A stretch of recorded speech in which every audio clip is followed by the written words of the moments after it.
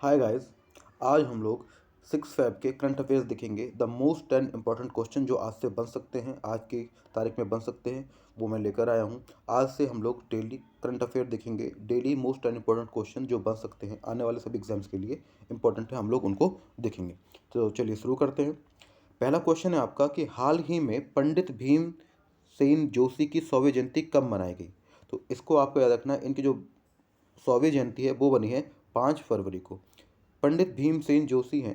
अगर आपको नहीं पता है पंडित भीमसेन जोशी कौन है, तो चलो मैं आपको दिखा भी देता हूँ। पंडित भीमसेन जोशी हमारे ये रहे। ये पंडित भीमसेन जोशी है जिनकी अभी हाल ही में 100वीं जयंती मनाई गई 5 फ़ैब को। क्लियर है। इसी के बाद अब तक के मोस्ट इम्पॉर्टेंट दिवस कौन से हैं 1 तारीख से लेकर 4 तारीख तक फरवरी में, जो हमें याद रखने हैं।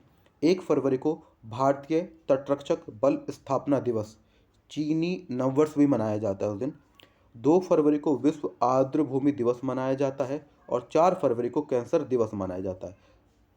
इस साल के अब तक के, इस महीने के अब तक के जो मुख्य करंट अफेयर है, मेरा मुख्य दिवस है, वो मैंने यहाँ पे लिख दिए। ये आपको याद रहने चाहिए। बार बार वीडियो देखते रहें, इससे याद रहेगा। चलिए नेक्स्ट देखते हैं। नेक्स्ट क्वेश्चन हमारा है कि हाल ही में किस देश ने शीतकालीन ओलंपिक के उद्घाटन और समापन समारोह के राजनयिक बहिष्कार की घोषणा की। मोस्ट इंपॉर्टेंट क्वेश्चन है मेरे हिसाब से, और ये पक्का किसी भी ना किसी भी एग्जाम में आपको देखने को मिलेगा। तो ये देश है आपका भारत। भारत ने जो है शीतकालीन ओलंपिक के उद्घाटन और समापन समारोह के राजनयिक बहिष्कार की घोषणा की। राजनयिक बहिष्कार क्या होता है? इसका मतलब है कोई भी भारतीय हमारा अधिकारी, जो हमारा एम्बेसडर वगैरह हैं, वो इस ओलंपिक के उद्घाटन और समापन समारोह में हिस्सा नहीं लेंगे। और भारतीय ने एक एथलीट के अलावा किसी और को यहाँ पर भेजा भी नहीं है। इसका कारण क्या है? इसका कारण ये है कि चीन ने जो है इसका मसाल वाहक जो होता है, जब हमारा इसका उद्घाटन होता है तो इसका जो मसाल वाहक जो बनाया गया है वो उस सैनिक को बनाया गया है जो कि गलवान घाटी में जो हमले हुए थे, जो चीन ने हमले किए थे, उसमें वो सैनिक शामिल था, जिसमें भारत के 20 जवान शहीद हुए थे। इस कारण भारत ने इसका जो है राजनयिक बहिष्कार कर दिया। तो इंपॉर्टेंट क्वेश्चन है, याद रखिएगा। आपका आंसर है भारत। चलिए आगे देखते हैं। ये पंडित भीमसेन जोशी मैं आपको दिखा चुका हूँ। आगे देखते हैं। नेक्स्ट, अभी हाल ही में कहाँ सुजुकी इनोवेशन सेंटर की स्थापना की गई है? तो आपको याद रखना है आईआईटी हैदराबाद। वैसे भी ये तो नॉर्मली याद रहता है कि आईआईटी हैदराबाद सबसे फेमस है। चलिए आगे चलते हैं। नेक्स्ट, हाल ही में पद्म श्री पुरस्कार प्राप्त श्री इब्राहिम सुतार का निधन हुआ। वो कौन थे? सुतार जो थे हमारे, इब्राहिम सुतार, ये एक धार्मिक, मुस्लिम धार्मिक वक्ता थे। तो ये याद रखना है, वो एक धार्मिक वक्ता थे। चलिए नेक्स्ट, हाल ही में रमेश देव का निधन हुआ। वो कौन थे? पहले मैं आपको दिखा देता हूँ रमेश देव कौन थे। आपको खुद ही अपने आप आइडिया लग जाएगा कौन थे। ये है हमारे रमेश देव, जो कि मराठी फिल्मों में अभिनय किया और उन्होंने हिंदी फिल्मों में भी अभिनय किया है। अगर किसी ने अभिमान मूवी देखी तो उसमें भी होगा, और किसी ने अभी एक सनी देओल की नई मूवी आई थी घायल, उसमें भी ये थे। चलिए, तो अगर हम बात करें कि हाल ही में रमेश देव का निधन हुआ, तो आपको आपको आंसर मिल गया होगा। ये हमारे एक अभिनेता थे। चलिए नेक्स्ट, हाल ही में इंडिगो के नए प्रबंध निदेशक कौन बने हैं? तो ये आपको याद रखना है। इसके जो हमारे नए प्रबंध निदेशक बने हैं इंडिगो, वो हमारे हैं राहुल भाटिया। अच्छा, याद ना रहे कैसे आएगा। इंडिगो जो है भारत की सबसे सस्ती एयरलाइन है, ठीक है, और इसके निदेशक बने हैं हमारे राहुल भाटिया। ये याद रखिएगा। चलो आगे चलते हैं भाई, ये आपको मैंने बता दिया। हमारे आगे देखते हैं। हाल ही में किस बैंक को भारतीय उद्योग परिसंघ पुरस्कार से सम्मानित किया गया है? मतलब कौन सा बैंक है जिसने भारतीय उद्योग को ज़्यादा बढ़ावा दिया है? तो इसका आंसर आपका है यस बैंक। एसबीआई नहीं है, कर्नाटक बैंक नहीं है, आपका याद रखेंगे यस बैंक। चलिए नेक्स्ट, हाल ही में वित्त मंत्रालय के व्यय विभाग के लेखा महानियंत्रक का अतिरिक्त प्रभार किसे मिला है? लेखा महानियंत्रक, ठीक है, कंट्रोलर जो हमारा होता है, ये क्वेश्चन कई बार पूछा जाता है। तो ये हमारी हैं सोनाली सिंह।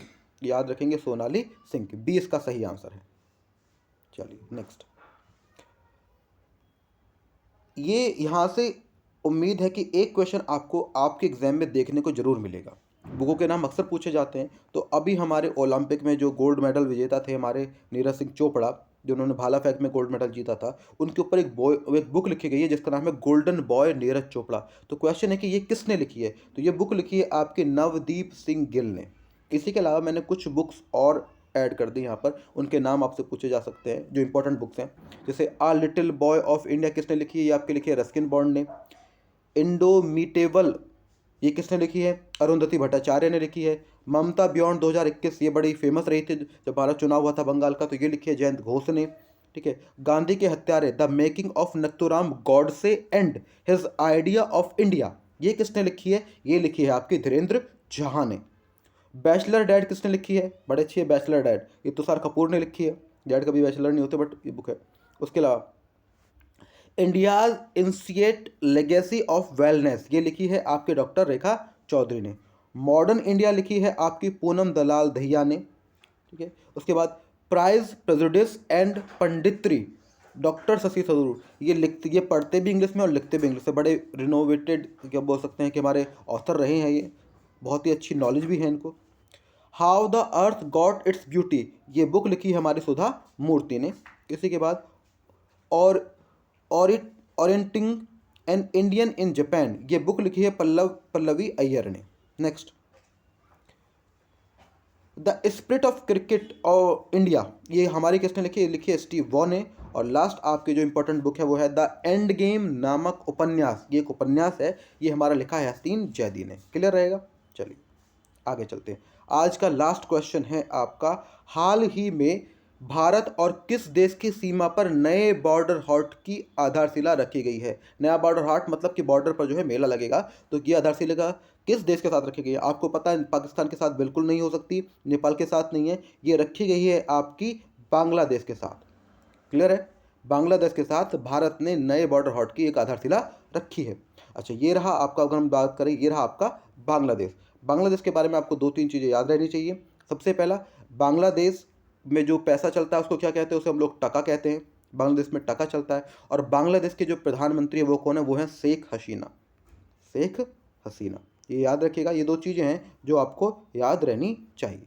क्लियर है? चलिए आज की वीडियो को यहीं ख़त्म करते हैं। आई होप आपको समझ में आया होगा और चीज़ें याद भी रही होंगी। याद रखने के लिए बार बार देखते रहें। Thank you. कल मिलेंगे एक नई वीडियो के साथ, नए करंट अफेयर के साथ। चलिए।